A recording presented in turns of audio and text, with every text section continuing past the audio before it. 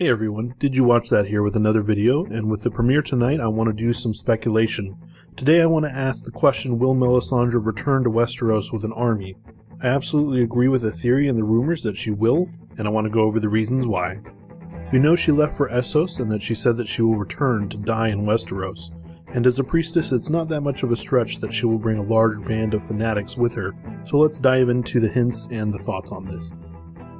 So why do I think this? Well, the Red Priests are a powerful force in Essos, but not so much in Westeros. They have been working to change this, and we know this because Thoros of Myr was given the mission of meeting King Robert and working to convert him, and through him the rest of the Seven Kingdoms. It has been the goal of this order to expand since before the events of the book and show. Now, Thoros didn't have much luck doing anything, but it was a job he was well suited for as he liked to drink and fight.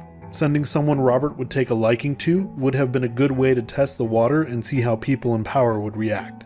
Melisandre was also drawn to Westeros and ended up at Dragonstone, and believed Stannis was the Lord of Light. She worked and was successful converting many of his subjects, but not all, and of course Stannis was next in line after Robert, and would have been a good choice to convert, as he may have attempted mass conversion if things worked out and he was crowned king.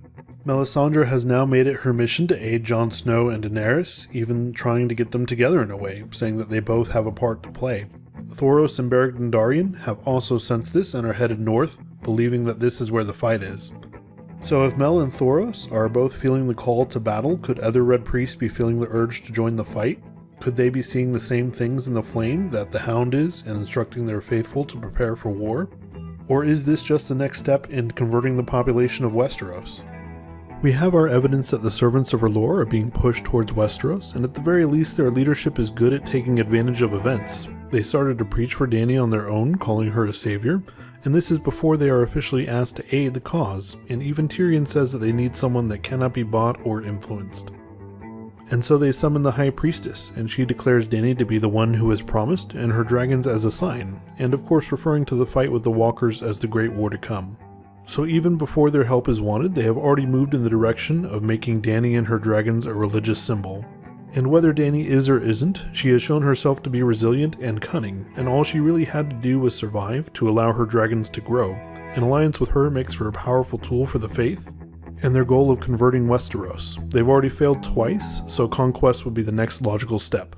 So the Red Priests now have the once-in-a-lifetime tool and once-in-a-lifetime situation they need to accomplish their goal. With the faith of the Seven decapitated by Cersei and massive suffering caused by the wars, it's the perfect time to come in and take advantage.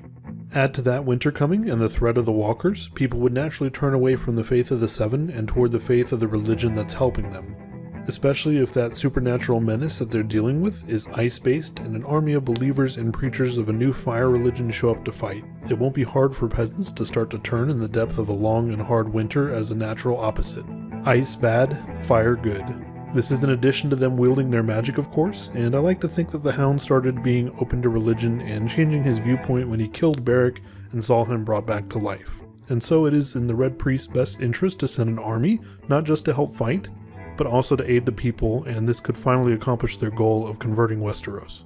Finally, we know Arya has her on her list and will want to kill her. Now, Arya doesn't really need another reason to want to kill Mel besides kidnapping Gendry, but we could add more to that list. The Red Priests are coming to Westeros to help fight, and that's very subtle, but it also has a negative effect. We know that they've been burning Godswoods and sacrificing people, that type of thing, and it already shows that they're working to remove other religions.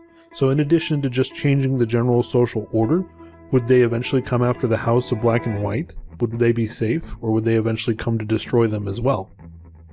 So what do you think? I think the interesting thing is not if Melisandre will bring an army to Westeros, but what her goal with that army is. Now of course they'll fight the Walkers, but like everyone she has her own plan, so what do we think of Melisandre on the Iron Throne?